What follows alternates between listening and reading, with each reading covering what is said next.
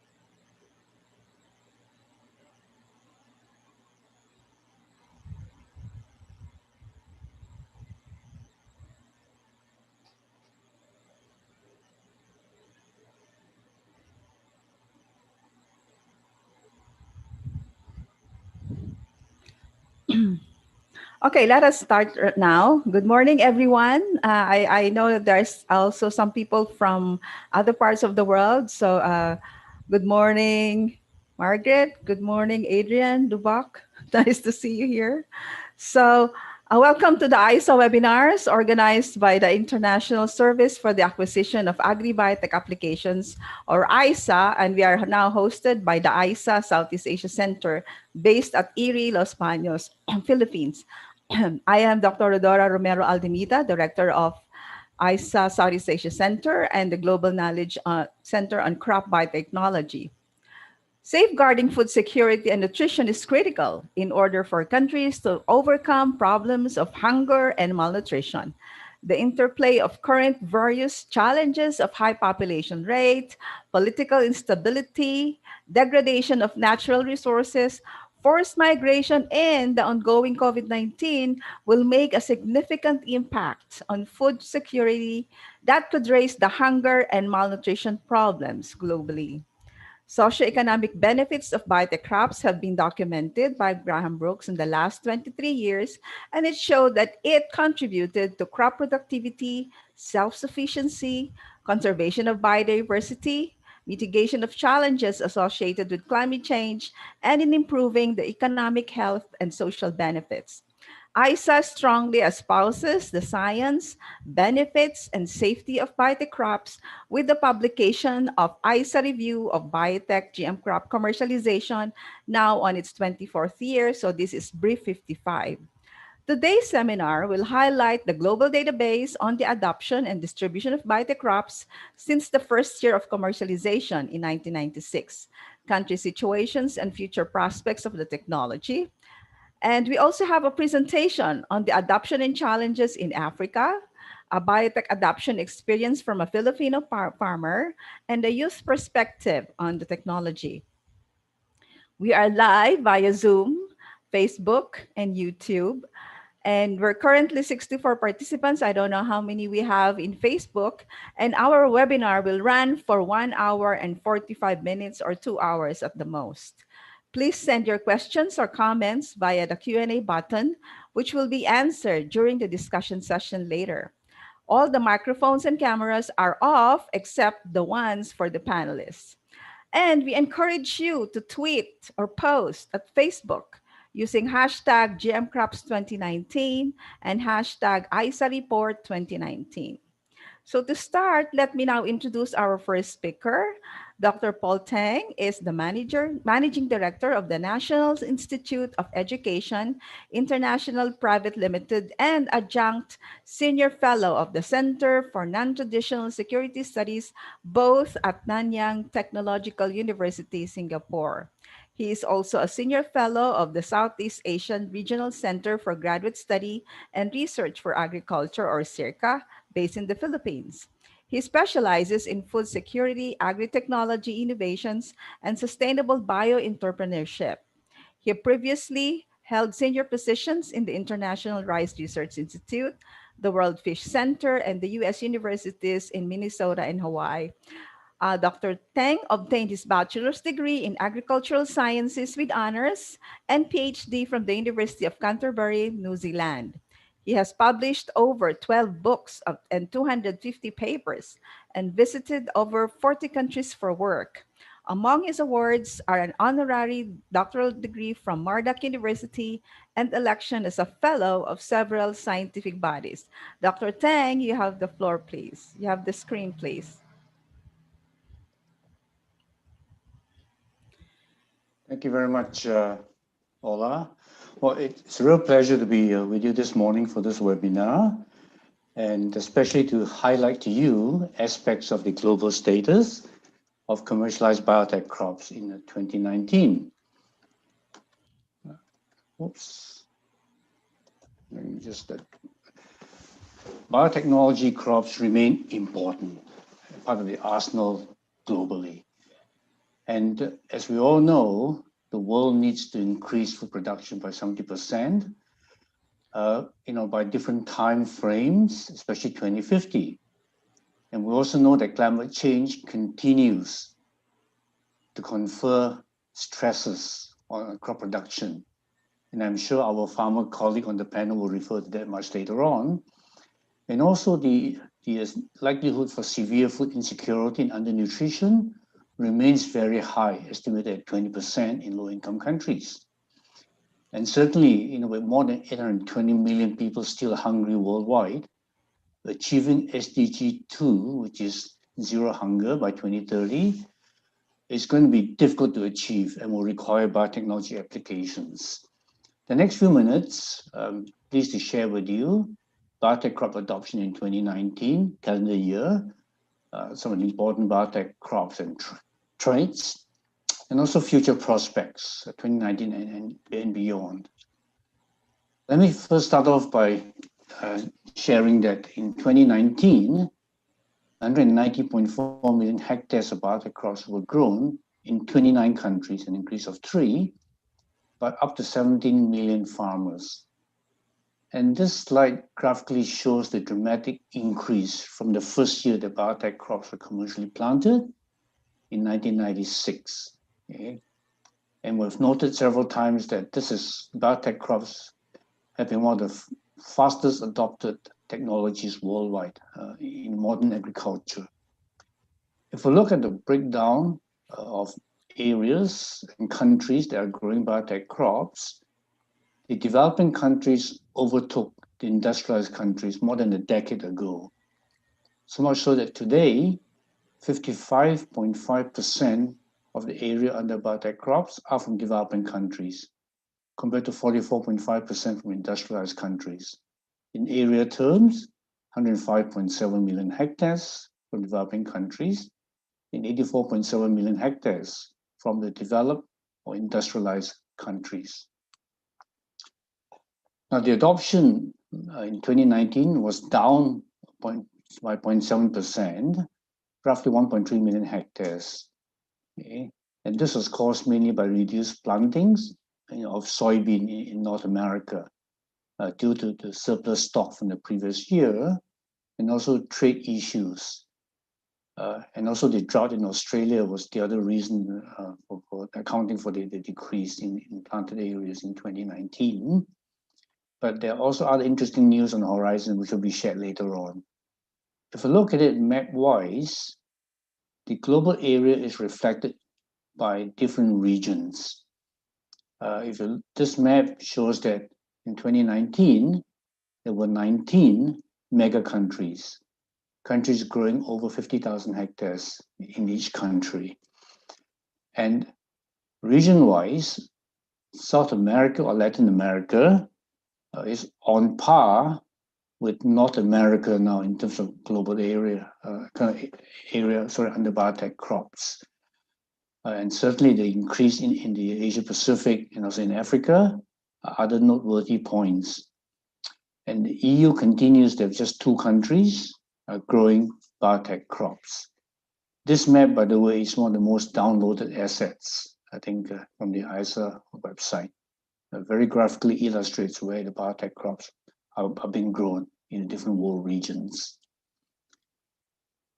5 countries grew about 91% of the world's biotech crops. And these are the US, Brazil, Argentina, Canada, and India. As you will note, Brazil and Argentina are very important developing countries. Now, the first 4 countries are also the ones that annually have global food surplus for export, food and feed surplus for export to the rest of the world, especially Brazil and Argentina, which are very important sources now of soybean and corn for the rest of the world, especially for Asia with soybeans. There are also some highlights from 2019, and these countries have registered double-digit increases in biotech crop areas. Vietnam, spectacularly, 86% increase in maize area. The Philippines, that is hosting this webinar, 39% increase in maize area. In Colombia, 15% increase in both maize and cotton. If you look at a bit more detail in terms of breakdown by region, the area, as I indicated earlier, between North America and Latin America are roughly equal now. The diversity of crops, the US and Canada, and North America, are reflected in areas of maize, soybeans, cotton, canola, sugar beets, alfalfa, papaya, squash, potato, and apples. And I'll have a few more examples later on. Because Latin America, soybean, maize, cotton, pineapple, sugarcane, alfalfa, and safflower. And for the Asia Pacific, the 19.5 million hectares in the countries shown with cotton, maize, canola, eggplant, sugarcane, and safflower. Of course, in the European Union, the EU, the single Biotech crop that is still grown is maize in both Spain and Portugal. And my colleague, Dr. Karumbu, will talk a bit more about Africa, but the noteworthy point here is the increased number of countries that are now growing biotech crops in Africa, the 3 new countries, notably Malawi, Nigeria, and Ethiopia. Okay. And in terms of the crops themselves, soybean remains the most widely grown biotech crop, as you can see from this slide here, followed by maize and cotton.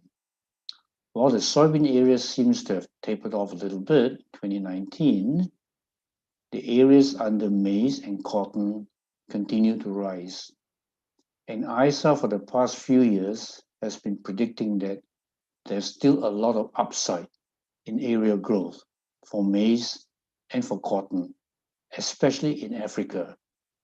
And I think we'll be very happy to listen later on to Dr. Karimpo again, tell us a bit more about this. Also noteworthy in 2019 is the fact that Brazil surpassed the US in terms of biotech soybean area by some 15%, or 4.7 million hectares. And this is very important for Asia, especially where we all lived in at the moment, because Asia continues to show an increase in consumption of animal protein, which requires soybean and maize secondarily as animal feed. Okay. In fact, I usually like to say that Asia is responsible to import at least 70% of the world's surplus soybeans every year. That shows how important it is for these countries in Latin America to have the surplus, to export to us, kind of meet hungry Asians over here. Okay. Now, in terms of another metric to reflect the growing importance of biotech crops, as part of the arsenal of technology in total crop area, biotech cotton now occupies 79% of the global cotton area. Soybeans reaching the 3/4 mark, 74%, maize only 31%. And again, that emphasized that we see a lot of upside for further adoption of maize, especially in Africa. And canola, about 27%, and this is still a limited crop area, particularly in Australia and the Americas. Okay? So these are the big 4 crops in terms of area under biotechnology crops. There are many other secondary crops, which I'll report in a few minutes, that are equally important in terms of the increase in biotech crop adoption in 2019. For the Asia Pacific, we have 17 countries that have adopted biotech crops, but of these, there are 9 planting and 8 importing countries. The 8 importing countries, these are the ones that don't plant, are Japan, Malaysia, New Zealand, Singapore, South Korea, Taiwan, China, and Thailand and Turkey. Okay? We hope that sometime in the future that some of these importing countries will also be planting countries. That's our goal and aspiration in the Asia Pacific. Now, by trade, while herbicide tolerance was the main trait amongst biotech crops adopted, that trait again has started to taper off a little bit for the last few years. And this has been accompanied by the increase in the stack traits, which does include herbicide tolerance and insect resistance. And this visual graphically shows that there's now 85.1 million hectares of stacked traits globally. Okay? And this has increased to constitute 44.7% of the global area under biotech crops. Now, this next visual is another very popular visual that is often downloaded and used by many, many people all over the world when discussing biotech crops to show the countries, especially the mega countries in 2019. I won't go into detail because one of the previous slides already gives the areas that each of the countries is growing. But what this slide enables to see really is for each country, the area associated with that particular country. So 19 mega countries indeed. They are growing 50,000 hectares or more of biotech crops in each of those countries. And it actually very nicely reflects the regions that are the biotech anchor regions at the moment, notably North America and Latin America.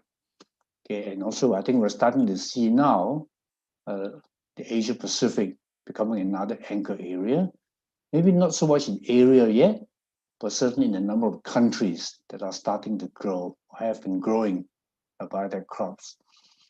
And my colleague, Dr. Karambu, will share with you her enthusiasm to see Africa also being an anchor region. There's a number of countries that will grow biotech crops.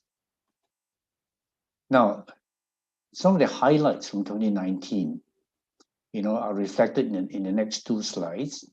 And this is really expanding beyond the big four crops.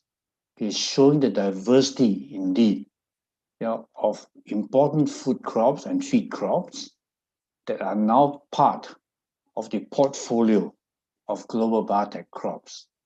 The non-browning potato and the non-browning apple are small areas, but important parts of our diets. And in particular, to emphasize this, because both the apple and potato, especially the apple, the way that we eat this culturally is so different in North America versus Asia. Because in Asia, as we all know, we usually share our food. And with apples in particular, once we cut them up into slices, they brown so fast when shared on the plate. So this non-browning trait is important because it really delays, the freshness appearance of the apple. So that we don't waste food, we don't throw away food. And food waste is very important for us, those who live in developing countries, because FAO, the Food Agriculture Organization's data has shown that food waste is always higher in developing countries compared to developed countries. If food loss, food waste is lower in developing countries, compared to actually developed countries. But food loss itself is much higher in developing countries. So anything we can do to in fact, reduce further food loss and waste will be a big help to us in the fight against food insecurity. Of course, the BT eggplant is a continuing story. And the fact that there's been an increase in area in Bangladesh is a very important sign, I think, for other countries. Okay? And with regards to sugarcane, the insect-resistant sugarcane in Brazil, and then the drought-tolerant sugarcane in Indonesia, the 2,000 hectares that are grown in government-owned farms in Indonesia. It's also a very important development.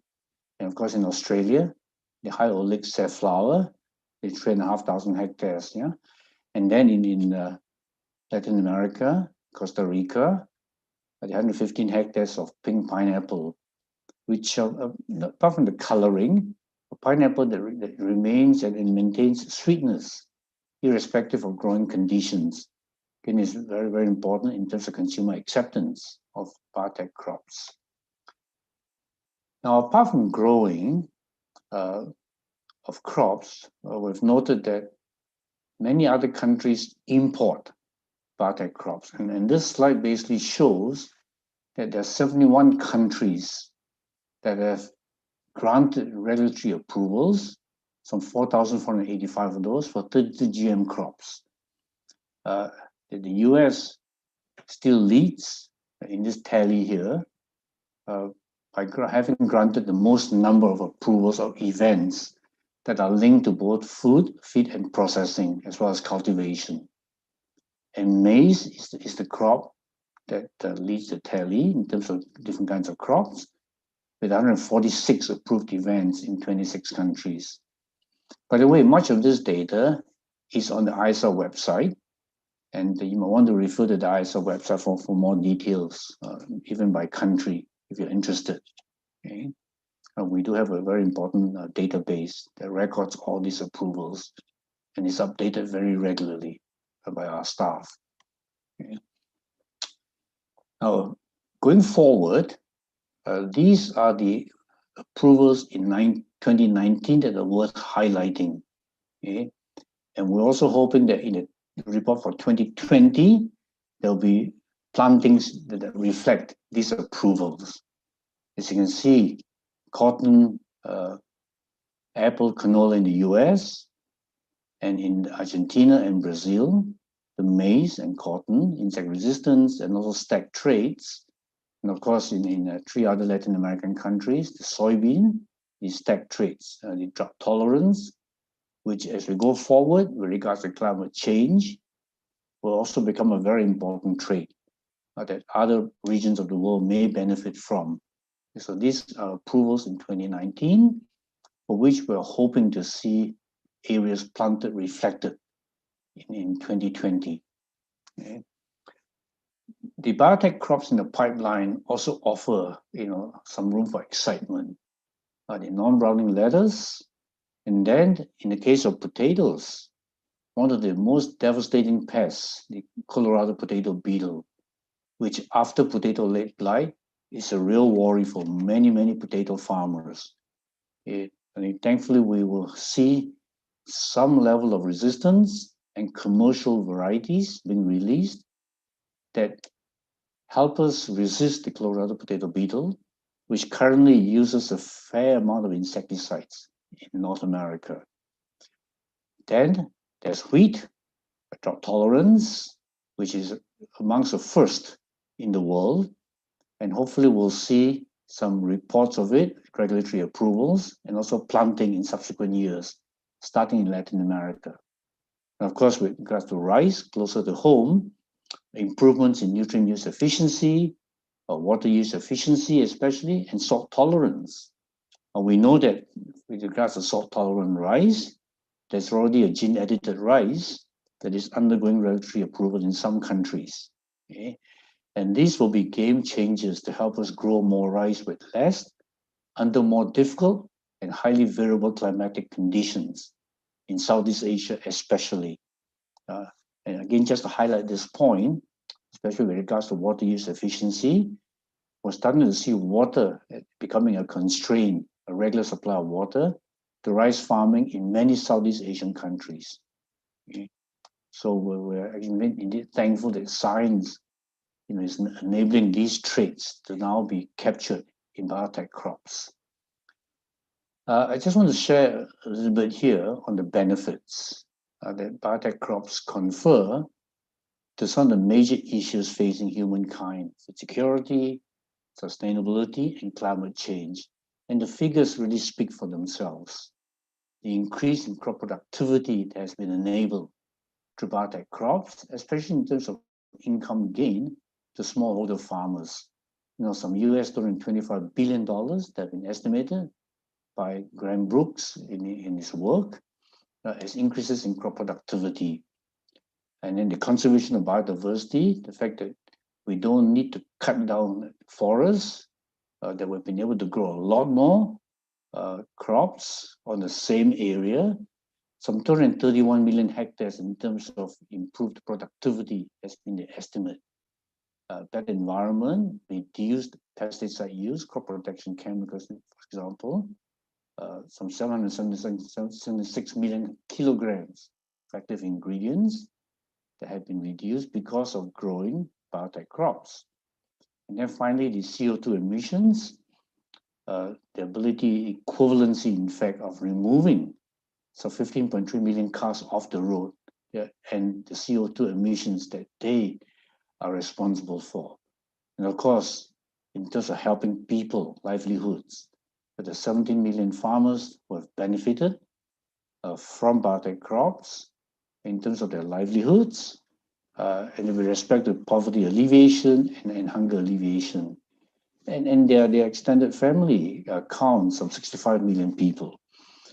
In a nutshell, I think the biotech crop benefits have been very substantial and also substantive in helping humankind through agriculture. Okay? Going forward, though, to ensure that we continue the economic benefits of biotech crops, we really need diligence and forward-looking regulatory frameworks and steps based on science.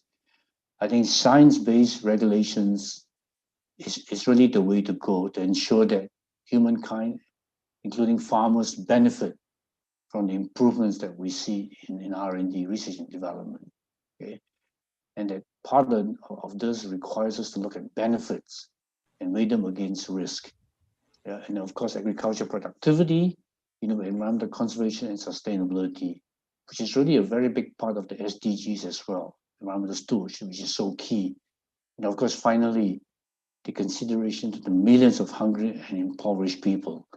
And as we've heard from the United Nations groups, World Food Programme and others, hunger and food insecurity are major issues that remain for us and have not significantly improved in the last few years. So indeed, many parts of the battle that humankind is facing can be helped by biotech crops. Just to reinforce that point further, many of the factors, the challenges identified by the Food and Agriculture Organization are the factors that biotech crops can make major contributions to. It's not just the population growth, it's climate change, productivity, innovation, pest and disease problems, nutrition and health, and of course, food losses and waste that biotech crops can make major contributions to. Just to re-emphasize this point, that I think my colleague, Dr. Karambu, will also emphasize, biotech really continues to be so important, to meet the 50% increase in food demand by 2050 that the Food and Agriculture Organization has articulated. So thank you very much for signing in to this webinar, and we look forward to the panel discussion later on. So thank you. I'm going Thank to you stop very sharing much. my slides now. Yes. Thank you very much, Dr. Tang, for the comprehensive discussion of the highlights. Now we move forward to our next speaker. Our next speaker is Dr. Margaret Korembu, the director of ISA Afri Center. She is the principal convener of the Africa Biennial Biosciences Communication Symposium, or ABBC Symposium. Dr. Korembu is the editor-in-chief of Drumbeat, a monthly newsletter on Africa Bioscience Trends. She is the founding chair of the Africa Women for Biosciences, the Open Forum on Agricultural Biotechnology in Africa, Kenya chapter, and Africa Association for the Advancement of Synthetic Biology. Moreover, Dr. Karambo is the PBS IFPRI Biosafety Communications Advisor for Africa. She holds a PhD in Environmental Science Education from Kenyatta University, Kenya. You have the floor now, Dr. Karambo. Thank you very much, Dr. Rodora, and also to our board chair, Professor Paul Teng, for setting the pace. Good morning, everyone. I'm so excited to join you from Nairobi, Kenya. It's still early morning, but still we can have a cup of tea or coffee to share and also some bit of knowledge. So I'm going to present to you the Africa Biotech Crops Adoption by 2019 and also look at some of the challenges that we have had in Africa, but most importantly, the progress we have made over the last 19 years. So I start from where Professor Paul has talked about the farmer, and who better to tell us why farmers need better tools than the farmers themselves. And here I have a story from Christopher, who is a farmer in Kenya. And this is what he experienced in 2018 when he planted his corn crop. And he said, I have made 100% loss of my maize crop this season due to the fall armyworm. If scientists have a solution, I need it now. And then we have Lucia from Malawi, also in Africa, who has been growing BT cotton in her farm, and what she has seen over the last many years is whenever she plants her cotton, she has been getting just about 10 balls or less per plant.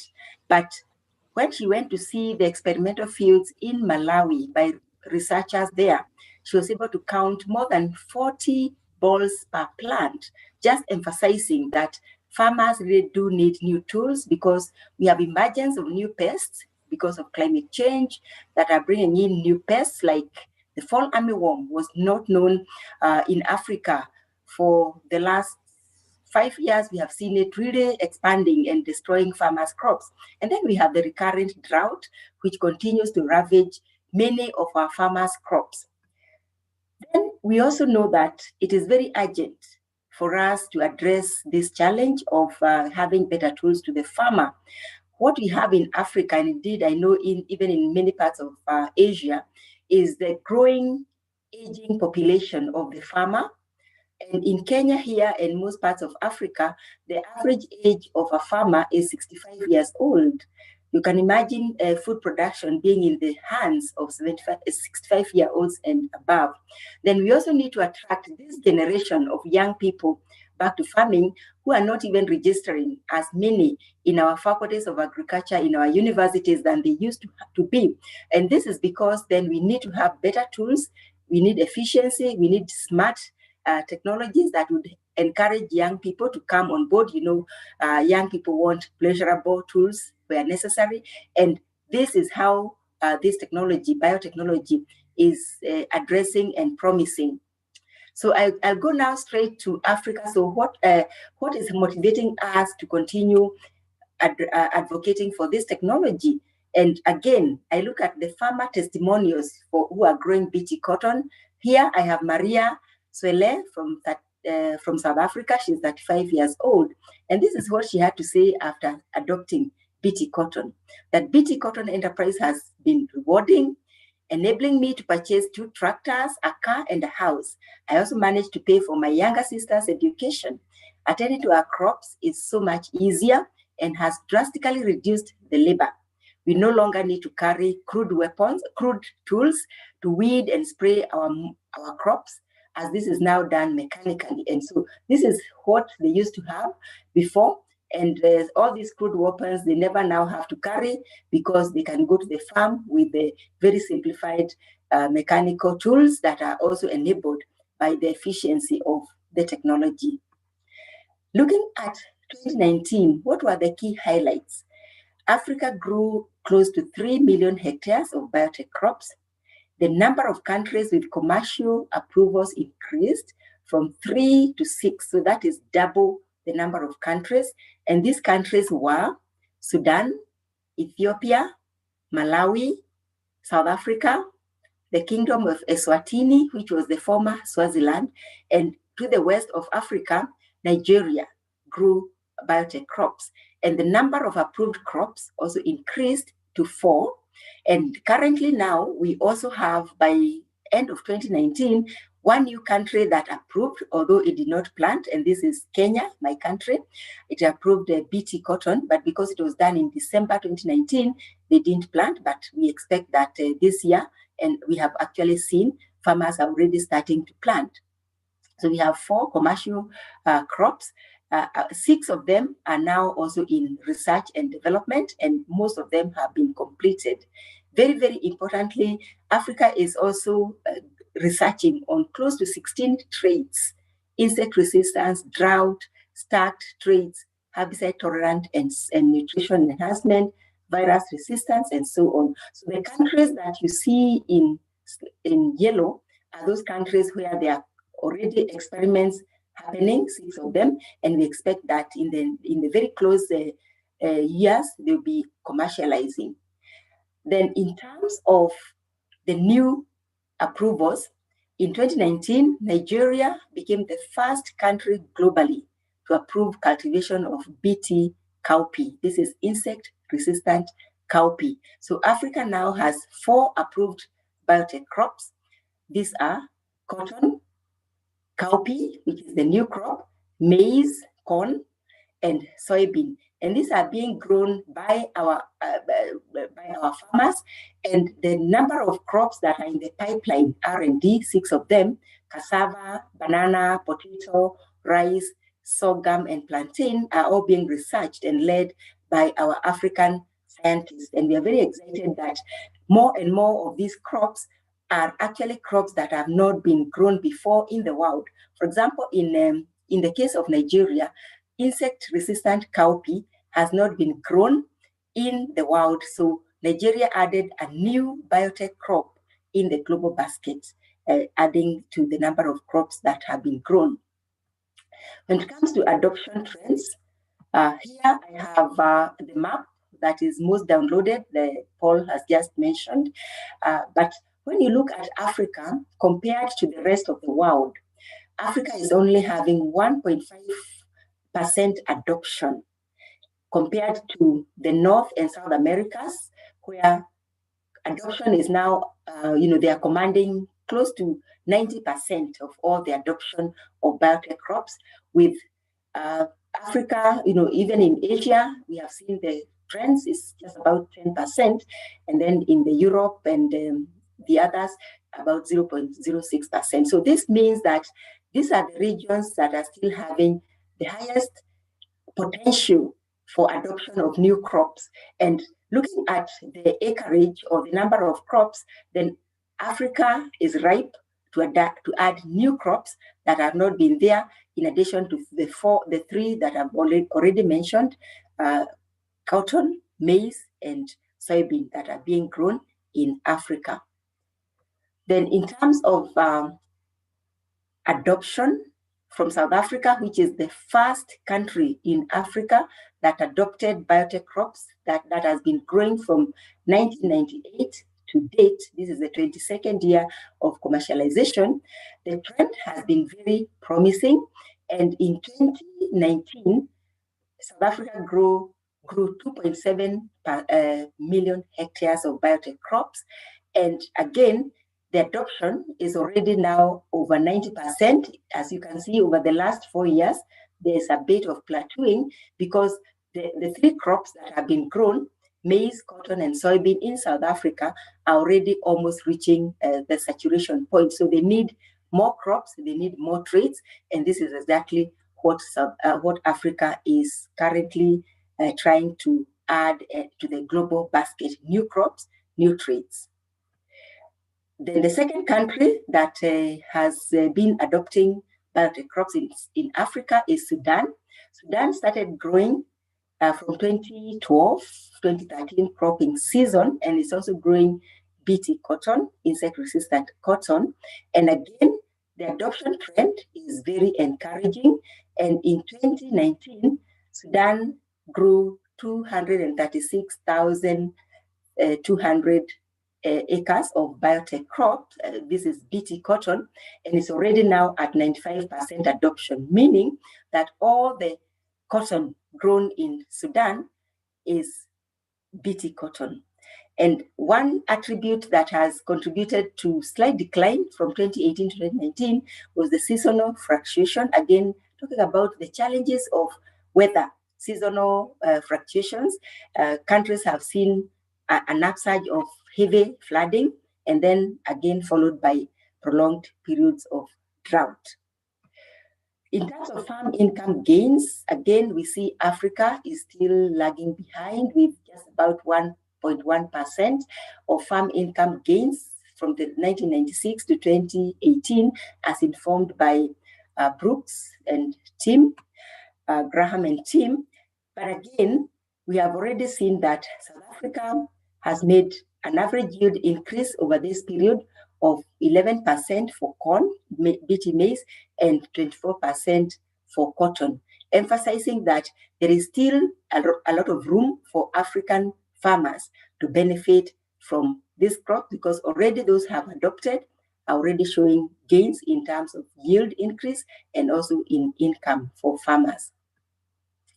And this is just a testimonial from Sudan, and the crop has been very good over the last 8 years that they have grown BT cotton, and this has drastically raised their yields by 2 to 3 times higher compared to the conventional varieties that they have been growing. And this explains why adoption has already reached 95% and above, even within a very short period of time.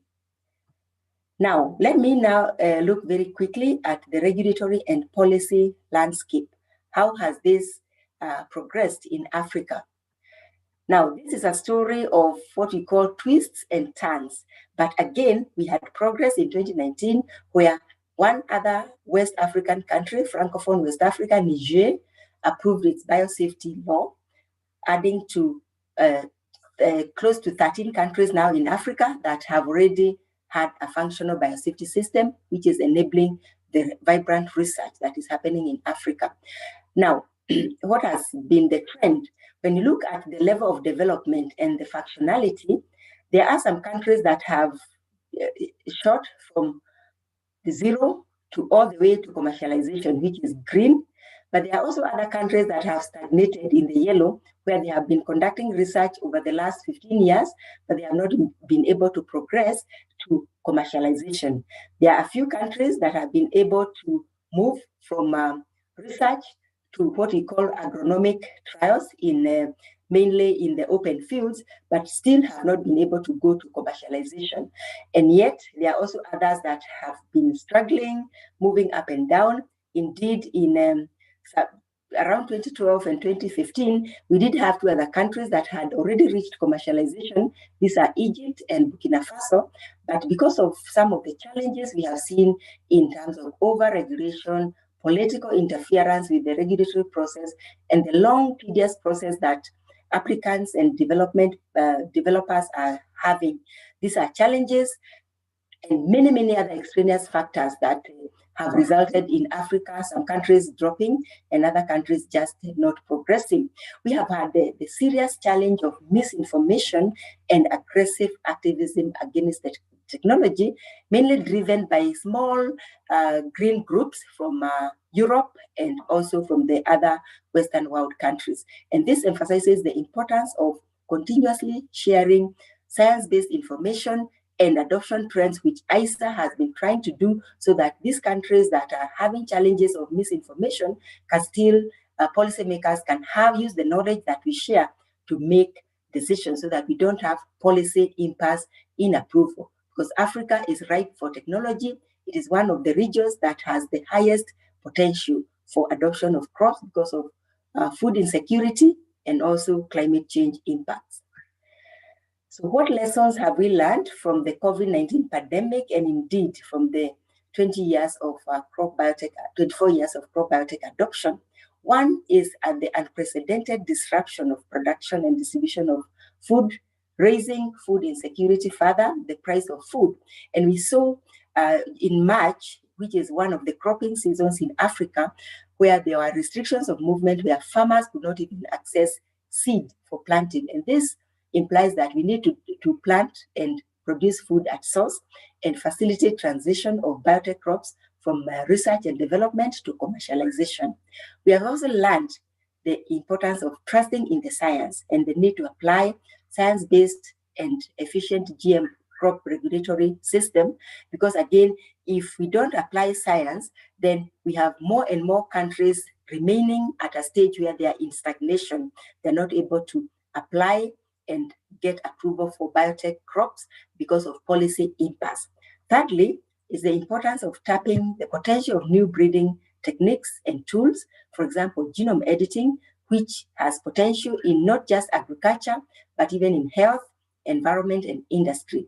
But very, very importantly, for these lessons to apply, we need to address some urgent challenges that continue to derail the process of adoption. And these are the strongly held misconceptions, the overdue that have stayed for a very long time, remained in the public domain. So we need to up communication and knowledge sharing. The second one is what we have seen as the low know-how of plant breeding in general, where young people are not getting into agricultural faculties to learn more and more about plant breeding. And so we would encourage that with new tools, then these young people should really get into agriculture because there are better tools for farming.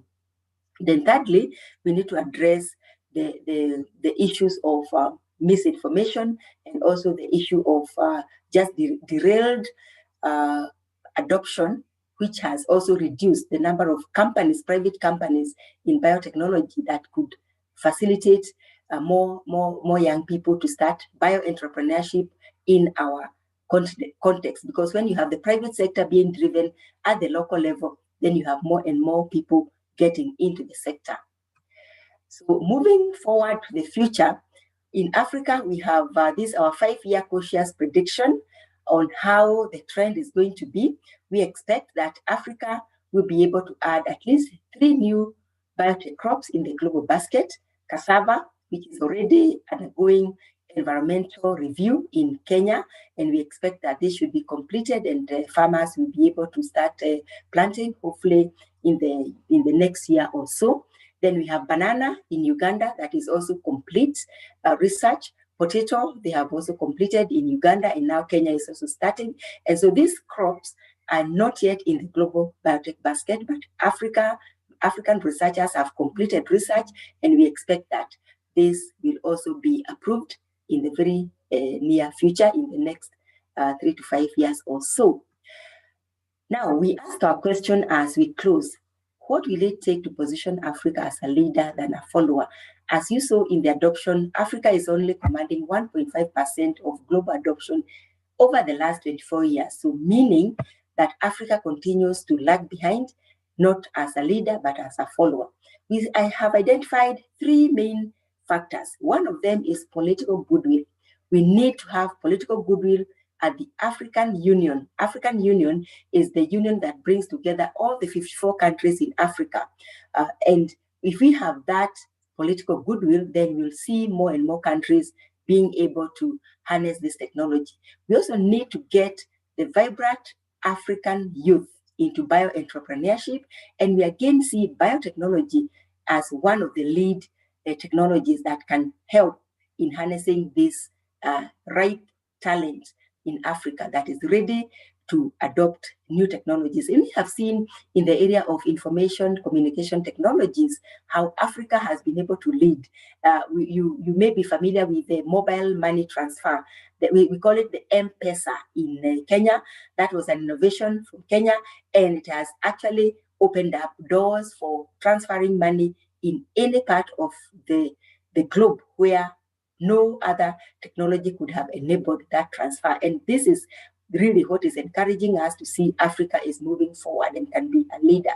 Then we need thirdly to also exploit the new science and technology innovation horizons for the 4th industrial revolution. And these are genome editing, synthetic biology that will enable production of biotech reagents locally. That has remained a major challenge. And again, COVID-19 has taught us that there can come a time when even flights will not be able to fly, and so you will not be able to get reagents. And in fact, some universities have reported delay in implementation of their research because they were not able to get their reagents in time when most of the airline companies downed their planes because of COVID. And then these new for the industrial revolution technologies are also transdisciplinary. They cut across agriculture, health, environment, and industrial applications. And this is also going to be another attribute that need to be embraced very, very quickly. And for Africa, the African regulators also need the courage. And this is a statement from our Director General from Nigeria, Rufus, who said that African biosafety regulators need courage and knowledge to act in the face of overwhelming scientific evidence, despite threats from those who refuse to believe in the efficacy of safe science and technology. And he has been encouraging African regulators to stand with the science, to stand by the scientific reviews that they have done, and stand by the decisions they make, because this is already a safe science. We have seen it. We have seen trillions of meals being served in most of the other countries that have adopted technology with no side effect. And lastly, what we have also seen is not all the countries are ready to embrace the technology. Some are growing, and we have seen even in the ISA report, others are trading, importing. They don't see the need for growing, but they see the need to import these crops for their industries, for their food feed, and also for processing. And so we need to embrace coalition of the willing so that we can be able to share the data, we share the scientific expertise, and also do our trading so that we are not confined in fear, but we are able to move with those countries that are able and that are willing to move. And then that way, those that move and move well, we can demonstrate the impact. And once the demonstrated impact is visible, then we'll get the new cohort of other countries growing biotech crops. And I want to thank you for this opportunity to share this information and knowledge about Africa. And I invite you to join our drumbeat, which is the Africa Bioscience Trends. If you're interested to know more about African biotech trends, you can contact me. And then we also are having the Africa Biennial Biosciences Communication Symposium. We hope that this will happen in 2021 in Senegal, which is a West African country. But of course, this is subject to availability of the COVID-19 vaccine. Again, emphasizing the importance of science to bring us solutions to mankind's problems. And then again, as we transition toward the new ISA Biotrust Consortium, we hope that we'll carry you along because we need you, we want you, and you have been our main supporters and we not want to leave you behind. So thank you very much and looking forward to the panel discussion and answering the questions. Thank you. Thank you very much, Dr. Margaret Carambor. That's really impressive. And we know that the Filipino audience is now appreciating what's going on in Africa. And so we have heard the global status, we have heard the African challenges and the applications of biotechnology. Now let us see what's happening in the Philippines. And we have invited a very famous farmer to share with us his experiences in biotech crop adoption. And so here is Dr. Richard Torno. He is a veterinarian by training and has worked in an international animal hospital based in Singapore. But due to the influence of his farmer father, he now operates a large farm in Pampanga with a lot of crops, including biotech maize. Dr. Torno would be sharing with us his experiences and somehow his expectations. So, Dr. Torno, you have the floor. Can we start with the first slide?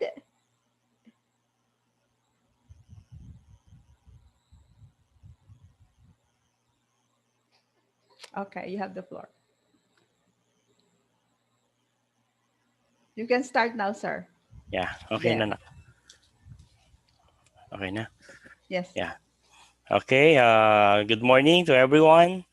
I'm Richard Torno. I'm a farmer here in the Philippines.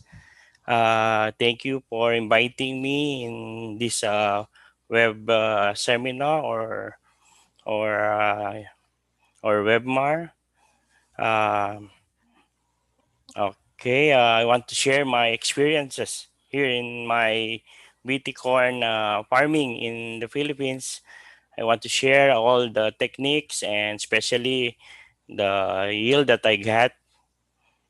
Okay, sorry. Yeah, land preparation is the one foundation, especially in farming. Um, Before we use um, uh, animal crops for cultivation, but now we use the use of technology or mechanization. We use tractor and um, mechanized farming to increase or to make the soil better. Next, in planting, you know, the very big role is the genetics or the seeds that we plant. When we planting, we ensure the soil has been irrigated or rain-fed prior to farming. Uniformly or use our mechanized planter or more used to or the depth to become uniform or the consequent. And even in our farming experiences, um, the BT seeds is the one is the like I said, this is the major foundation because we experiences before we use the conventional seeds. Sad experience. We we got low yield, but now thank you for this technology. The BT the BT corn seeds. We got um, um, high yield around 8 tons up to 12 tons per hectare. Imagine that it's a big yield. Many farmers or even we experience, we even our our income become doubled. We send our children, or our business become good. Even this pandemic, many business here in the Philippines um, become down, but the agricultural sector is the big role, or become a backbone of our economy. That's why we encourage our co-farmer here in the Philippines to back to farming. That's why even I'm a veterinarian by profession. I I make a business in farming, especially in planting corn. You know, um, uh, the food security is the big important nowadays. That's why you have this corn, or the BT. Uh, we have ensure uh, yield. Next, after planting, we make the next foundation is the fertilization. The nutrition is the big role to become the corn become uh, or the needs of the plant. Okay, here is showing this video, this picture, our beauty corn, our uniform, and before we experience a lot of pests, but this picture you can see our problem in stem borer. Here in the Philippines, there's a lot of stem borer. But this BT corn, we have managed by this technology, or the BT corn solved this problem. Even our this also herbicide tolerance. We can plant much or big area before we have problem in weed control by healing up or of burying. But now, thank you for the beauty corn are resistant. Next, here I am. See the corn are, this is a 50-day old corn.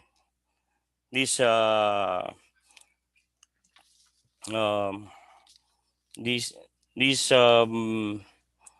BT corn, and ready to 1 month more ready for harvest for silage, because here we use BT corn for silage, for for cattle feed, and we use also a mechanized. See, the we harvest in mechanized. um, we reach up to 50 tons per hectare. Imagine the 50 tons per hectare. Many cows or r- goats can be fed, and we solve our problem. Even the Philippines are have a dry season. We stock our silage, or our corn silage in a bunker. When it dry season, we can fed. Next. These the advantages that we experience in BT corn, or the GMO. Um, effective and resistance against pests, especially the Asiatic corn borer. We reduce using pesticides application, good grain quality, uh, good grain quality, especially in feed company that we send our corn are because they are good quality. We pay this very good price also. We lessen our production costs because of the weed control and many laborer. We lessen our costs because of the high yielding our production around 8 to 12 tons. Imagine that we can that make money on that yield, and easy to obey also here in the Philippines, and increase yield up to 30% or double the yield. You can see this picture how we prepare our silage. We uh, we pack manually, but here we also have a mechanized. But you know, sometimes we need to give extra income to our laborer. We encourage in a backyard to make silage, and you can see we fed in our cattle, in our ruminants, and on our study or in my experience in my cattle farm, um, this is a good uh, source of nutrition also. Yeah, you can see my harvest. We practice silage and others grain for feed or animal feed production also. We use mechanize and see we use solar drying here because we have a lot of uh, sunshine here in the Philippines. That's why we use the solar drying. The expectation in this uh, technology, especially in we expecting this to be used in high value crops like eggplant. Nowadays, many uh, eggplant producing they are using massive pesticide to produce their eggplant. But if you use here the BT eggplant or the GM eggplant here in the Philippines, many farmer, even we can uh, plant eggplant so that we can solve our problem, especially many eggplant farmer here experiencing uh, uh, bankrupt in their farming because of many pests and diseases. Um, I We are expecting this eggplant, GM eggplant, to be plant massive here in the Philippines. Not only eggplant, especially many crops, especially cassava and other crops. We are expecting soon here in our country.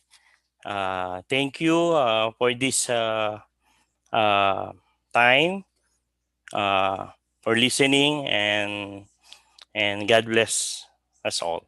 Thank you. Yeah.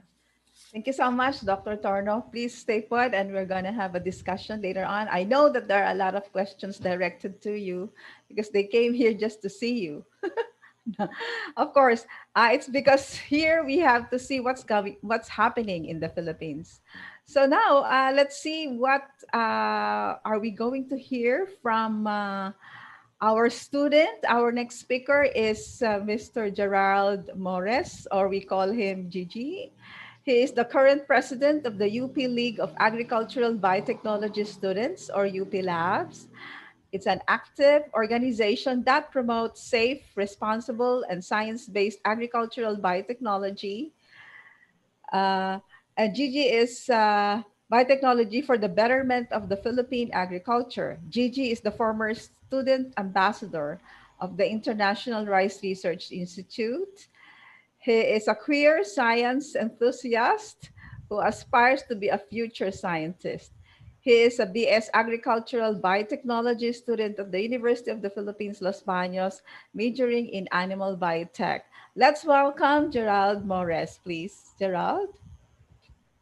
Thank you, Dr. Alimita, for that kind introduction. To all the participants, to all our speakers, Dr. Teng, Dr. Karembu, Dr. Torno, and Dr. Haruanan, good day to all of you. To Aisaa, especially to Dr. Aldimita, on behalf of the UP League of Agricultural Biotechnology students, I am grateful to be part of today's webinar.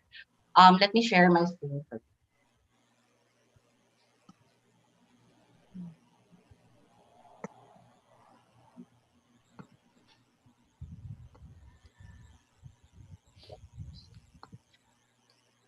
So we have seen the potentials of biotechnology to transform the world. Progress, security, and safety are the promises of the discoveries, innovations, and the people behind the success of biotechnology. Its milestones are the marks of yesterday's dreams. So what's next for biotechnology, especially in agricultural biotechnology? I believe we need people who will stand as stewards and continue the mission and vision of agricultural biotechnology. And this is where the young generations become relevant.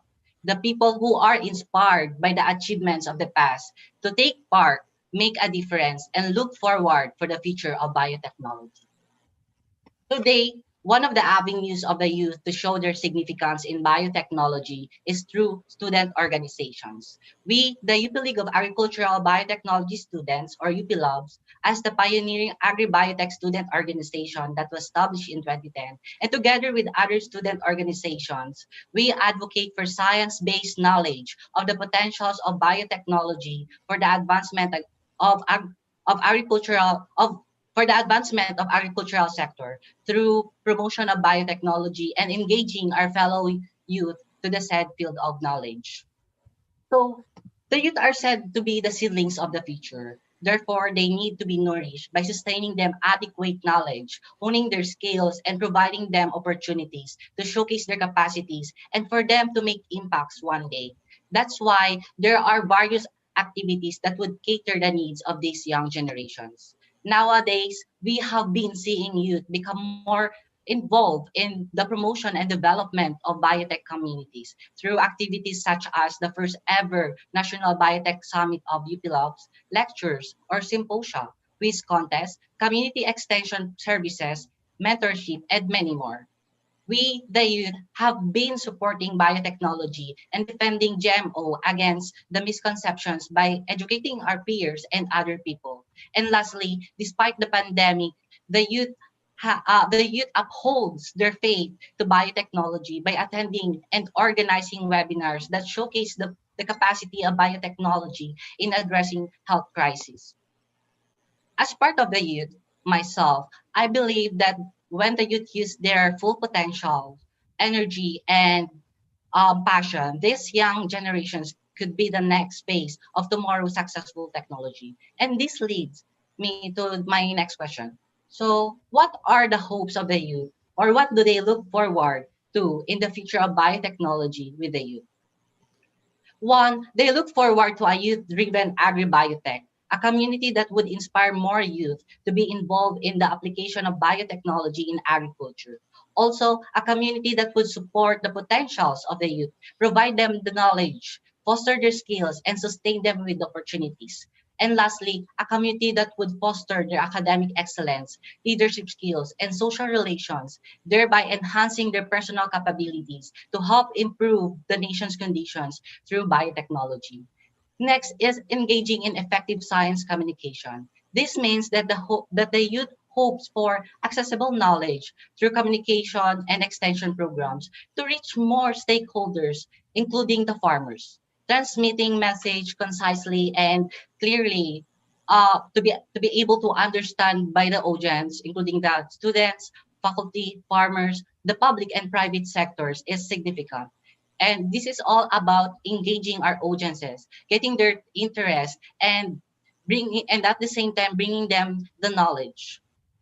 So according to Science American site, and I quote, when scientists were able to communicate effectively beyond their peers to broader non-scientist audiences, it builds support for for science, promotes understanding of its wider relevance to society, and encourage more informed decision making at all levels, from government to communities to individuals. It can also make science accessible to audiences that traditionally have been excluded from process of science.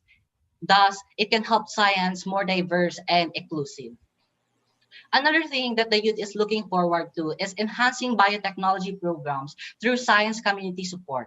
This will overcome the roadblocks of R&D through support and prioritization of our scientists and the science enthusiast youth. And also, we look forward to equal opportunities to biotechnology. This implies that fairness should be practiced always, unhampered by prejudices or preferences. Opportunities shall not be taken away from people because of their ethnicity, religion, color, sex, sexual orientation, gender identity, gender expression, and sexual characters. Because at the end of the day, brilliant ideas may come from anyone. And moreover, we look forward to a sustainable biotechnology, which will provide proven, safe, and scientifically based sustainable agricultural products. And we all know that agricultural biotechnology can increase food production and make agriculture more sustainable. And also, we hope for the innovation and dynamic efficiency of building scientific policy capacity involving productive and mutually enhancing partnerships with centers of excellence. And also, progressive agribiotech is an indication of agricultural advancement for economic growth and national development.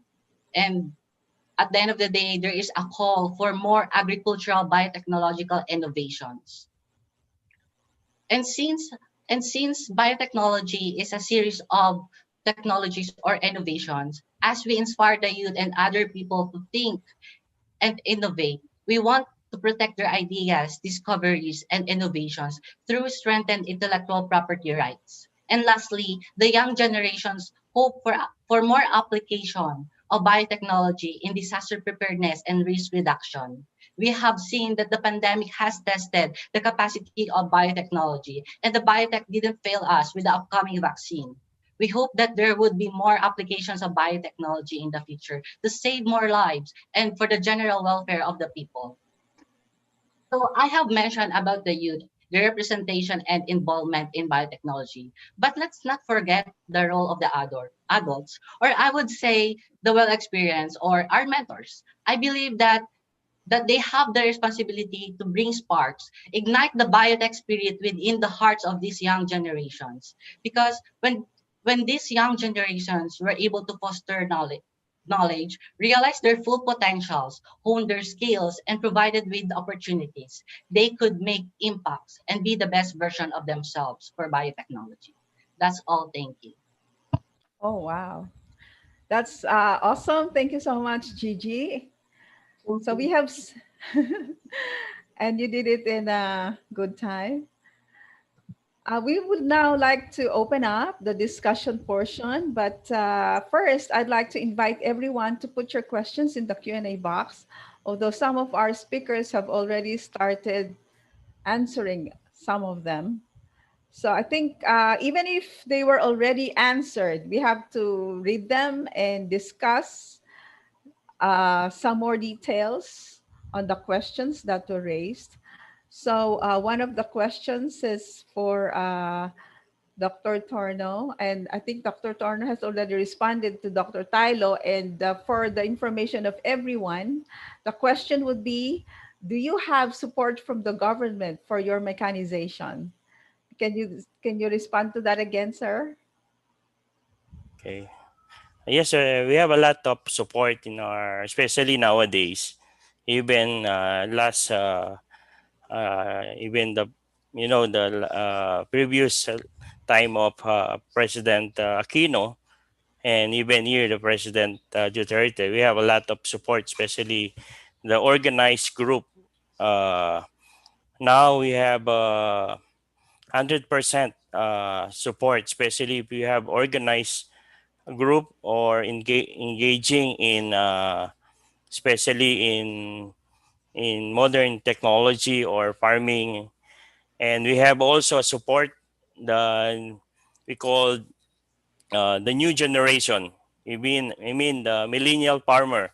If you have example, if you have an agriculturist or a young graduate aligned with agriculture, the government had support around 1 million pesos starting capital, zero interest.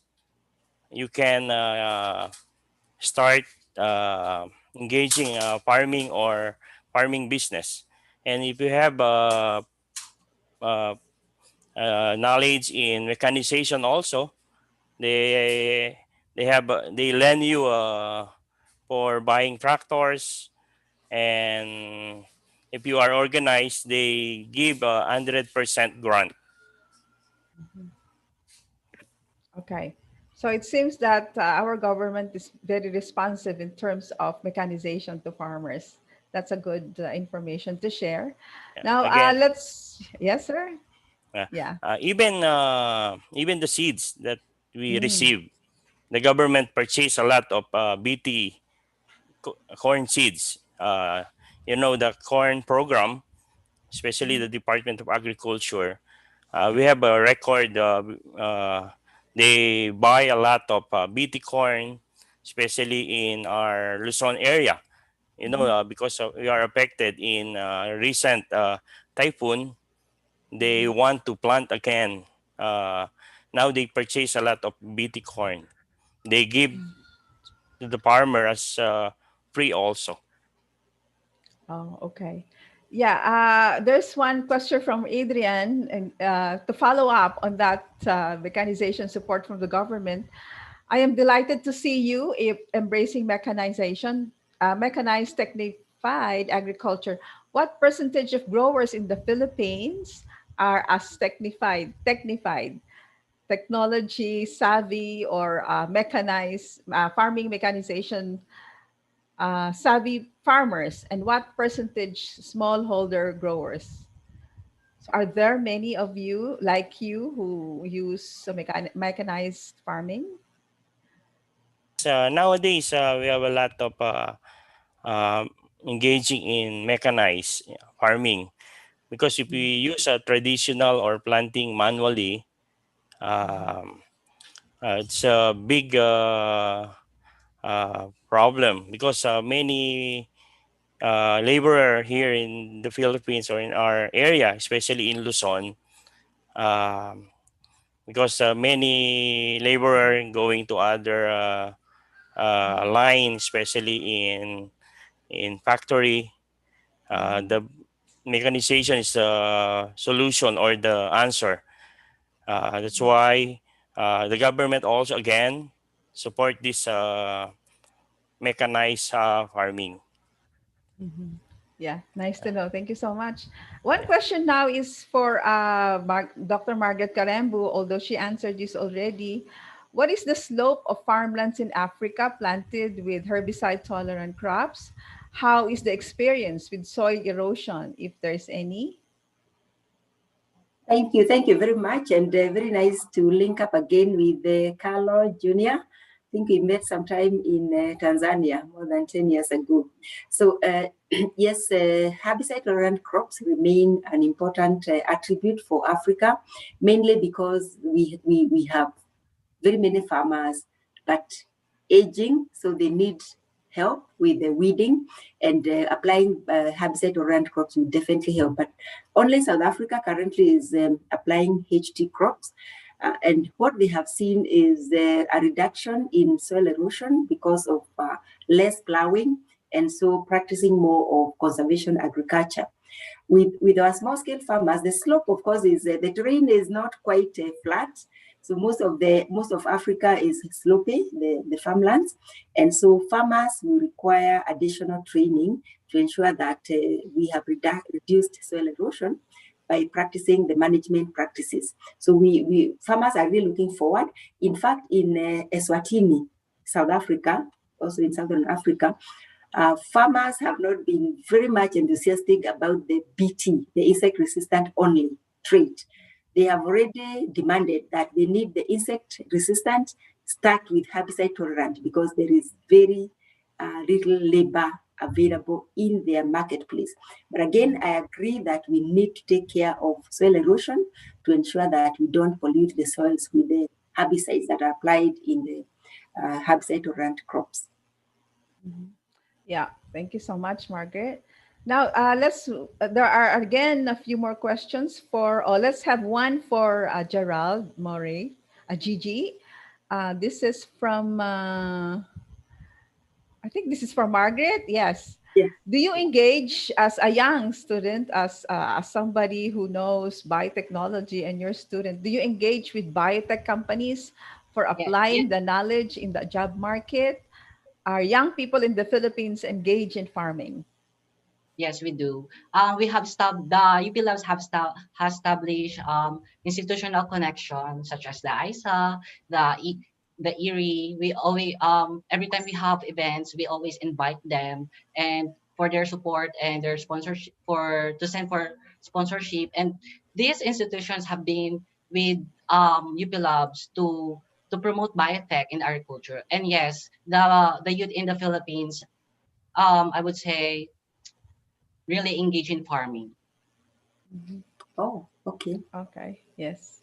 Are the Yeah. young people coming up with some biotech companies in the Philippines? Once you Sorry, finish? sorry. Oh, Ola, maybe Again. you should. Yes. Yes. Please you go ahead, Oh, I was just Margaret. asking Gerard because this is a very interesting talk because our young people here are also trying to get an entry into the biotech sector. But our challenge is we don't really have local biotech companies that are growing. So I was asking within your student leadership and the members, do you have those that graduate starting up some biotech companies or not yet? Yeah. Themselves. After they have graduated from the university, they usually apply for these institutions. And luckily, fortunately, they were able to get into these institutions.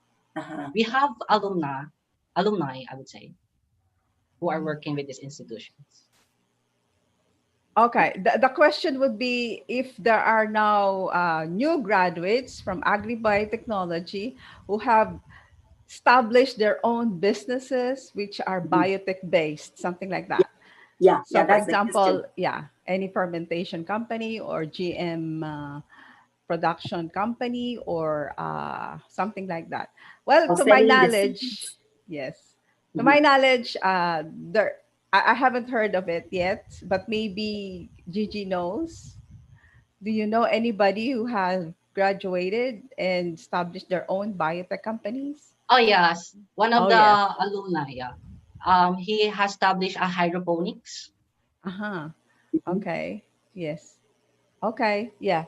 Simple hydroponics. Thank you so Yes. much. Thank you. Now we will have there are still a lot of questions here, so we'll have to look at them one by one. Dr. Torno, this is from Reynaldo. I can't see the last name. Did you experience any resistance from your peer farmers or other people Hmm. about your adoption on biotech farming, and how did you address them? Uh, yes, before 15 years ago. I mean, Mm, there are a lot of bit resistance before because of my practice, or I'm a veterinary. We have a lot of research. We have a lot of inquiry. Uh, just a little bit before, but now it's 100% support in uh, this technology. mhm, And um, in farming, this because of I research or inquire everything that I asked to my friend and other um, um, expert on this field, they encourage me to, or I engage 100% because of this. I haven't see any problem because Mhm. this the the answer or the solution to correct or to, because we have problem in food security and food safety. I encourage, or I said this safe, and I encourage every farmer to use this um technology. Mhm. Thank you. Yeah, I think this your response also answered Dr. Tylo's question on how your success story affected your community. Now, if you are aware, maybe if you are aware, would you know if the Northern Luzon is the top corn producer still? Yeah. Or, uh, yeah, yes, it is yes. still the top producer. The Cagayan Mhm, Bali is the top corn producer here in the mhm, Philippines, and in South also in Mindanao. mhm, And now we have a few, shortage because of the typhoon. That's mhm, why the government encourage many farmers to plant BT corn to correct this shortage. But before last year, we have surplus. mhm. Yes. That's why many feed company are happy because they their requirements are they meet their requirements, and many farmer using corn and other I don't know the soya, but the soy is, I know is importing from Argentina and US. This also I know it's GM soya also. That's Mhm, why they correct their need, especially the feed millers. They are mhm, happy because we are importing many corn and soya. mhm. Now my answer is um, again the corn sustain the need of many feed millers here in the Philippines. Yes. We notice also that the data that we have collated show that the Philippines also went up again in terms of area planted to biotech maize in 2019. So I think this is what you were saying, that there was surplus production because of the increased area. Would you know the reason why there was an increase in the area planted to biotech maize in 2019? Because previous to that, there were 2 years that the Philippines had 600,000 hectares, and now we have 837,000, I guess. So, what could have affected this increase in area planted?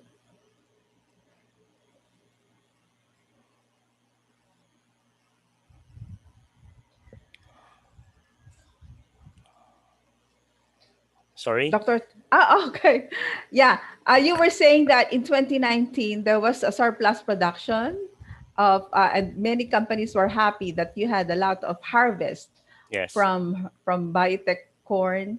And I also noticed that the area planted to biotech maize also went up in 2019. Yes. So would you know what happened, why it went up, why the area of biotech maize went up again in the Philippines? Yes.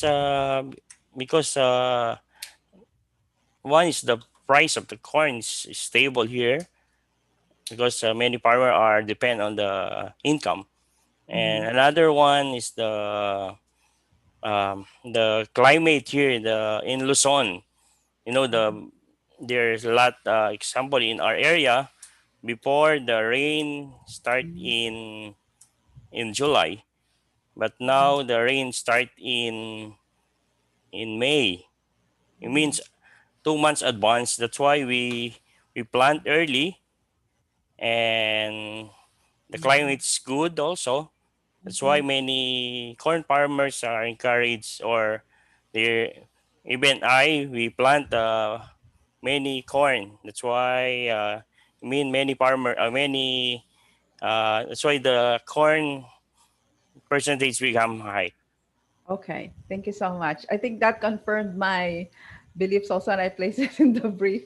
Now, there's another question from Dr. Korembu. Do you have any challenges in getting a market for your surplus BT cotton harvest? BT corn sa harvest, sorry. Do you have any challenges in marketing your surplus BT corn harvest? Do we have surplus in any case? And then can we market that? Are we marketing the surplus or we just use it for our own consumption, for the Philippine consumption? Or do we export? Do you have a surplus? Do we have export of BT corn, Biotech corn?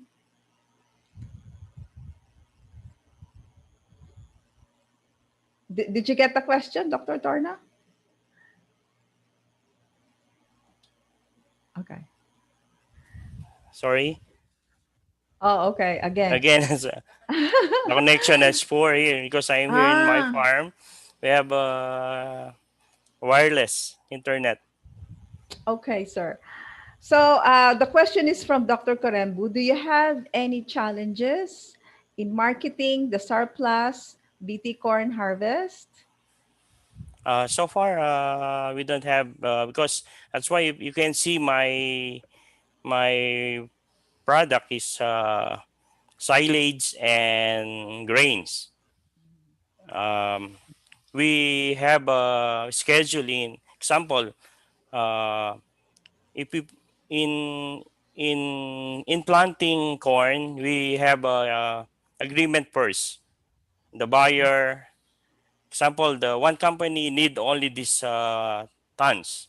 I plant this area, and the other area intended for silage. I manage. That's why many farmer uh, copy my experience or doing farming. Uh, Not only depending on the market, we have also have own farm or have example the ruminants like now we experience the buyer in hog industry because the hog Mm, industry here in the Philippines become mm, by affected by African swine fever. Many uh, piggery uh, close their farm because of this fest. That's why we have a plan B making silage. I mean mhm, the 75 days BT corn we silage for cattle or goats and sheep. That's why our surplus we don't have problem because okay, even the poultry industry here in the Philippines need a lot of corn also. mhm, That's why our surplus or the BT corn grains, many buyer also suggest to grow more area. mm. Okay. Thank you so much. Yeah. Do you expect that the Philippines will export our BT Uh, corn products? Probably by 2 more years Mhm, because many sugarcane farmer are engaging in BT corn farming. Example in Panay region in Negros because of the price of the corn are not good. mhm. Many Sugarcane. planters or the sugarcane farmer are um, planting. I mean, if they have 100 hectares, 50% sugarcane, 50% corn. Not like a days, 100 depend on sugarcane only. But now they have option. That's why we 2 more years we can export uh, Mhm. corn. Yes, thank you so much. Now let's move to another question, and I think Dr. Paul Teng can respond to this. Are biotech crops marketed globally? with label, or biotech crops are marketed with labeling? What do you think of labeling? Can you comment, sir, on the labeling issue? Well, okay. Sorry, I think that there's no single answer to this. It really depends on the country concerned. Many countries don't label for biotech products. Other countries do. So very variable answer, I think. I won't get into all the details, okay, Yes. because there are a lot Yeah. of details concerned. Yeah, Yes. but certainly all the biotech crops that are grown are labeled because farmers know that they are buying biotech crops. Mm-hmm. It's only the Yes. food products, I think, that where there are Mm-hmm. big differences, I think, between countries. Yeah. Yes. Yes. The question is from Prabhudatta Sohu, and yes, the answer to that is many countries have different countries have different rules on commercialization. If it's going to be for food, feed, and processing, it could be labeled or not. So it will be nice if you can look at this concern country wise. It's There's no blanket rule on this. And then we have one question again. Do you have, where is that? Okay. The question would be for the student organization. This is just my question. Gigi, can you open your camera? In terms of I know that there are a lot of student organizations in the university who are into many different aspects, especially the academic societies. So, how do you gauge the interest of the students? Are they in joining your organizations? So, for Um, example, UP Labs, are they interested in recruiting students who are taking agri-biotechnology only, or just the recruitment process and the interest of the students on biotechnology, perhaps? yeah, yes. Actually, the organization is only recruiting students under agri-biotech and students who have genetic Background. subject background, Yes. or And students yes. or students who will shift to the biotech course. Yeah. I would like to also ask whether you have the organization or some other student organizations that are focusing on biotechnology. Have you done any national movement or in support of some initiatives on biotechnology that you Yes, can name? Okay. yes. Together with the UP Grains, we usually attend march for support, like the BT Talong March. We also publish supporting letters, like the current supporting statement of UP Labs to the commercialization of um, the golden rice. And also we conduct activities such as National Biotech Summit to Mhm. engage more youth in biotechnology. That's wonderful.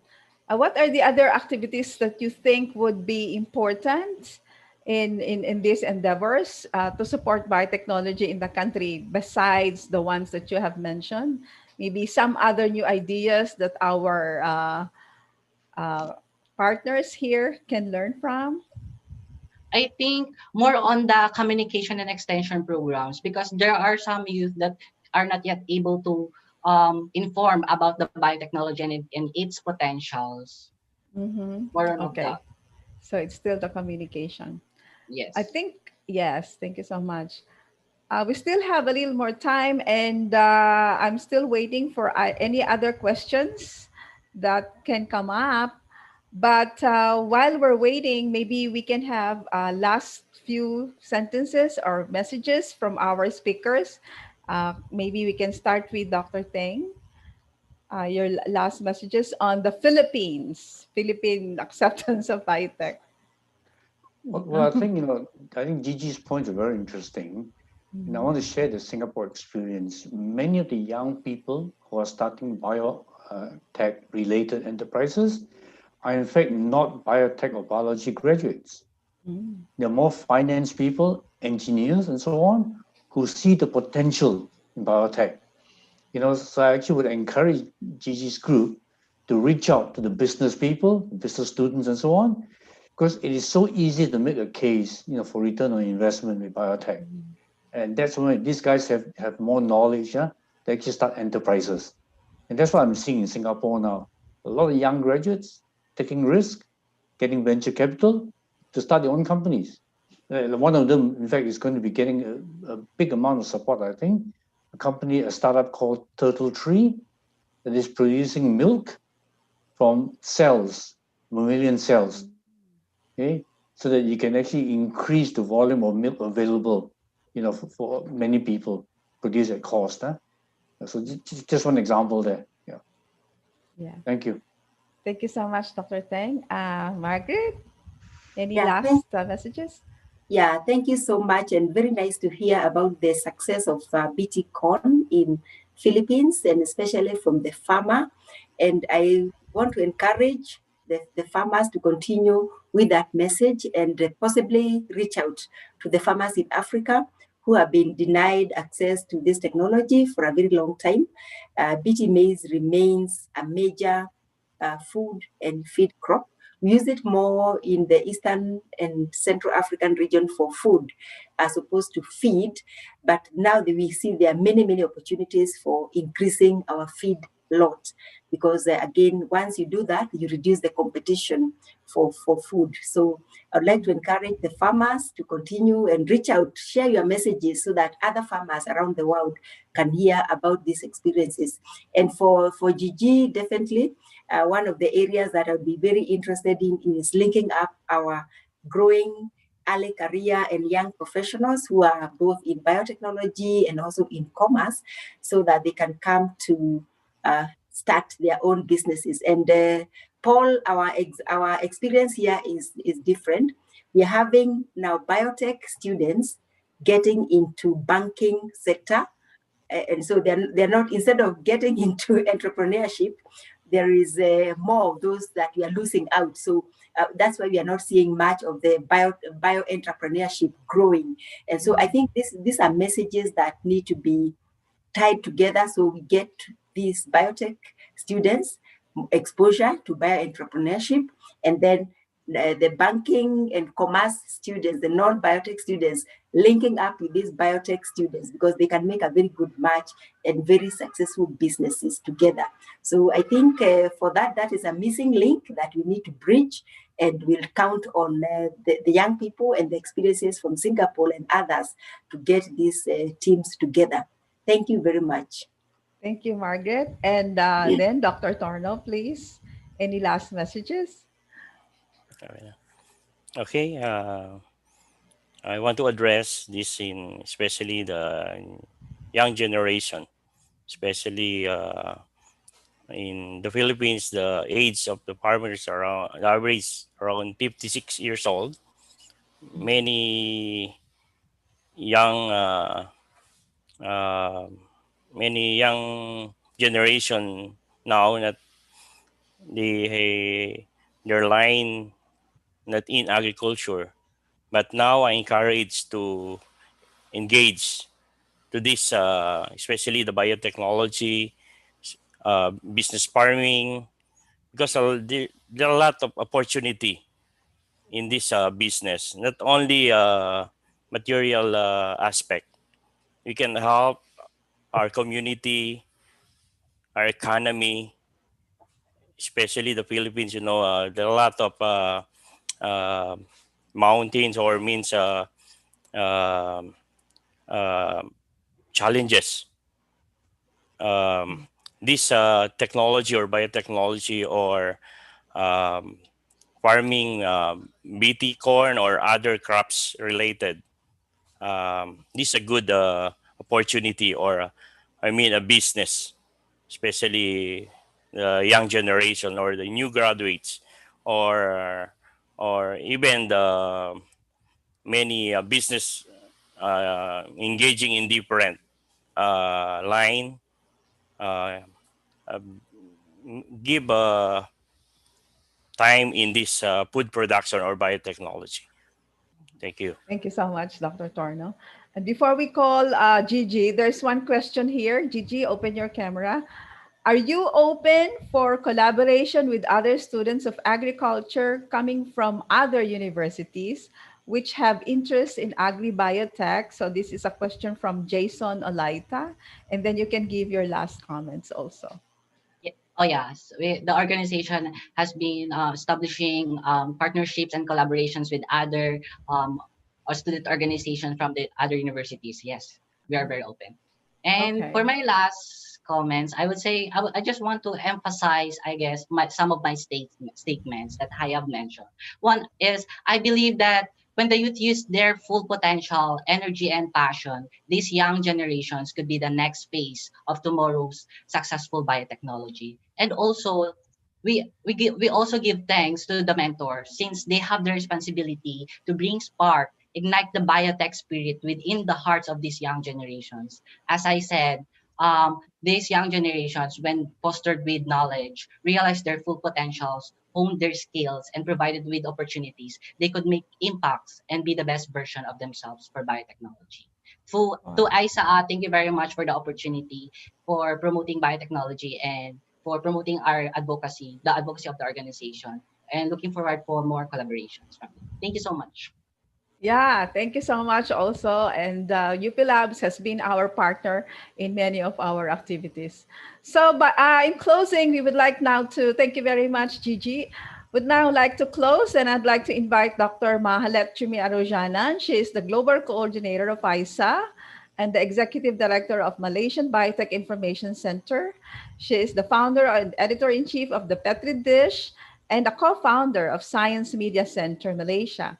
Dr. Arujanan is an international consultant for UNFAO Biosafety Project in Sri Lanka and an adjunct lecturer of Monash University, Malaysia, and Ames University. She holds a PhD from University of Malaya. Let's welcome Dr. Arujanan, please. Thank you so much, Dr. Aldemita, and thank you so much to all the panelists for such rich sharing. Now, we are always glad to speak to in the Philippines because Philippines for ISA is like our second home. It's our first home for many of us. It's also the second home for those who are based outside Philippines. So I think for ISA, I don't have to give a big introduction of what ISA does in the Philippines because most stakeholders in agribiotechnology know ISA. What I'm going to do is I'm going to put the spotlight onto ISA 2.0. This is what I call the next phase that ISA is moving on. So here, just a recap of what ISA has been doing. We have been the pioneer in knowledge transfer on agribiotechnology with almost 3 decades of impactful work both in Asia and Africa. So if you see Asia, Africa, this is the bulk of developing nations. Facilitated approval and adoption of biotechnology crops, supported resource-poor farmers and alleviation of poverty, increased public awareness of agribiotechnology among all stakeholders. So from farmers, policymakers, scientists, regulators, investors, industry players, the public, media, students, teachers. So we have actually covered, including religious scholars. This was actively done in Philippines during the early years of adoption of BT Corn and until now, and also in Malaysia. So we just cover the entire spectrum of stakeholders who are involved in agribiotechnology.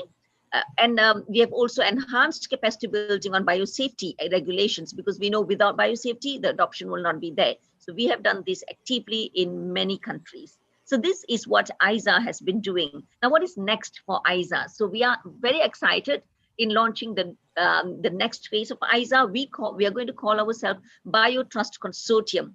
So being a consortium, we are looking for partners, we are looking for other players who are going to be sharing the common goals in adoption of agribiotechnology. Our tagline is feeding the world with knowledge on sustainable biosciences. So from agribiotechnology, we are now moving to a wider scope of biosciences. I will explain to you what are the scope in biosciences that ISA will be embarking on. Our purpose statement for BioTrust is to eliminate hunger and malnutrition in a thoughtful and sustainable manner. And our mission statement, by promoting transparency and knowledge sharing on agricultural biosciences, we instill trust in the food system, allowing safe and effective innovations to contribute to a sustainable future. I would say the two keywords here is transparency and trust. I think in the fight, in the earlier battle with GM, probably a lot of things that we did not really have so much of transparency and trust. So we are going to make sure that our work is going to be built on these two pillars, trust and transparency, and for effective innovations to contribute future sustainable future. Our vision is we envision a world where agricultural biosciences contribute to sustainability, societal well-being, and prosperity. So it's the three pillars: sustainability, societal well-being, and also prosperity. And as I said, we are looking at biosciences. So we are going beyond crop biotechnology, but everything that stems from agriculture. Now, we all know that agriculture is now moving towards plant-made pharmaceuticals, biomass, and any organic complex compound can be developed through precision fermentation. So agriculture is going to be the root for many industry. So ISA is going to move towards biosciences, where we will look at, of course, in agriculture biotechnology, we will look at the new breeding technologies, gene editing, synthetic biology, and gene drive. And we are also moving beyond to biomass. As I said, biomass, from biomass, we can just create any complex organic compounds, whether it's going to be for food industry, whether it's going to be for pharmaceutical, for any other industry, industrial non-food as well. We are also going to look at livestock, poultry, aquaculture. I think Dr. Tono is a very good example where he's just got an integrated farm of crops and animals. And we know that the protein is going to increase in demand. The world global protein demand is going to increase. So we will also be supporting all the technology and innovation in livestock, poultry, aquaculture. We will also look at microbial technologies because, as I said, microbes can be just redesigned to produce anything that we want. And future food, we are talking about lab-made meat, we are talking about lab-made protein that is based on vegetables, and all this is going to come from precision fermentation. So these are the main things that ISA is going to embark on, and we could add in new technologies in the basket in the future. So ISA has been very farmer-centric. Farmers will still be the center of our activities because we want farmer adoption and for sustainable agriculture, for sustainable food production. But we will also go beyond farmer and look at consumers. We have been working with all these stakeholders, but we are going to enhance it and strengthen it. So we look at consumers, scientists, industry, traders, manufacturers, youth, and women empowerment. Now, Gigi is a real good icon for youth empowerment, and she really embodied what we are going to do. And we're also going to look at social licensing. Now, what is social licensing? In the past, approval is given by regulatory agencies, but looking at the innovation that's coming into food production, societal approval is going to be very, very important. For example, for lab-made meat, but we're also looking at societal approval for GM crops and gene-edited crops. We saw this, many crops, many trades events are approved in EU, but the society has not approved it. So it has not been adopted. Approval is there, but it's not been adopted. So we are increasingly going to look at social licensing so that there will be approval from the society. And I am a strong believer after listening to Gigi, and I've been it just echoes what I have been thinking about. It's not just about all the other stakeholders, but adoption is so important so that all the young graduates that we are training, they get into a market. We can create also a market for them because we see this in many developing countries. We have got more young graduates than the industry can cope with. So for that, we need more approval, we need more adoption, we need more new industry. So we are very keen to work in all these areas. So I'm calling on behalf of ISA, I'm calling all the partners, collaborators who are in this space, who have got common goals, come and speak to us and be partner to our Bio Trust Consortium. That's my email. So we'll be very happy to speak to all of you. And thank you very much. Thank you very much, Dr. Maha. And with that, I know that it's almost lunchtime, but we have spent a lot, 2 hours, almost 2 hours of discussion. We gained a lot of knowledge on agri-biotechnology. We saw what's going on in the global scenario in Africa, which is now They used to be the new frontier, but now they're no longer the new frontier because they are now expanding, and we're expecting a lot more countries coming up in the next few years. And we now know that in the Philippines, farmers, just like Dr. Torno, are very much accepting on biotech crops, and they are looking forward to other biotech crops which will be available to them. And he mentioned BT eggplant, and we hope that we can have also GM cassava. We have our approvals for cultivation is still with GM corn. So let's wait a while for, I don't know for how many more years. And for Gerald, wow, for Gigi, that's really an eye opener for us that the youth in the Philippines, open up your camera, Gigi. That the youth in the Philippines is serving as a model. And I hope that some of the countries who are having some difficulty in acceptance, maybe we have to look at the youth and their voice, follow what they mean and what they intend to do in the future. They want to embrace new technologies, and we have to help them. We can mentor them and help them achieve their goals. So with that, I'd like to thank you again. Thank you all for the participants. And we have also participants from Facebook and YouTube. And we have participants from all over the world, not only in the Philippines.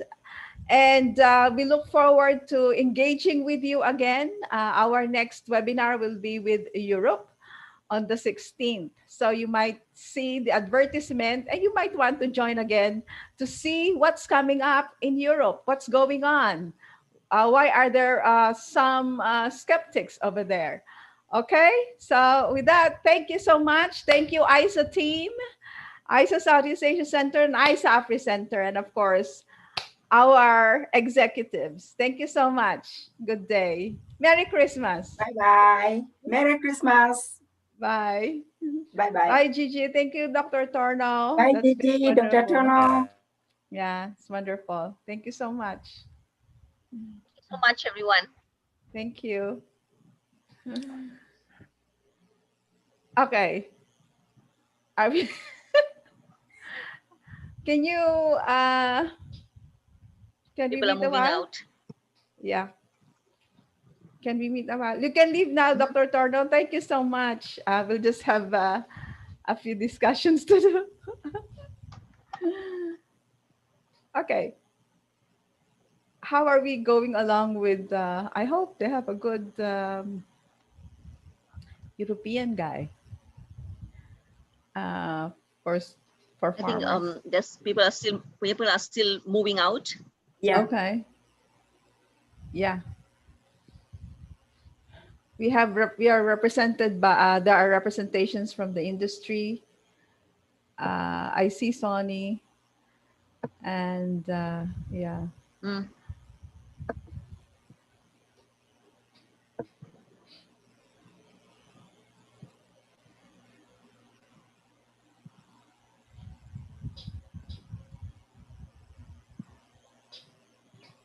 I'm hungry.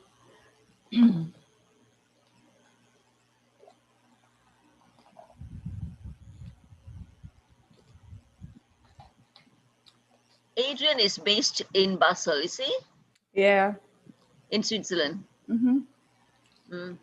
He's with the Golden Rice, so he wants to know what's going on.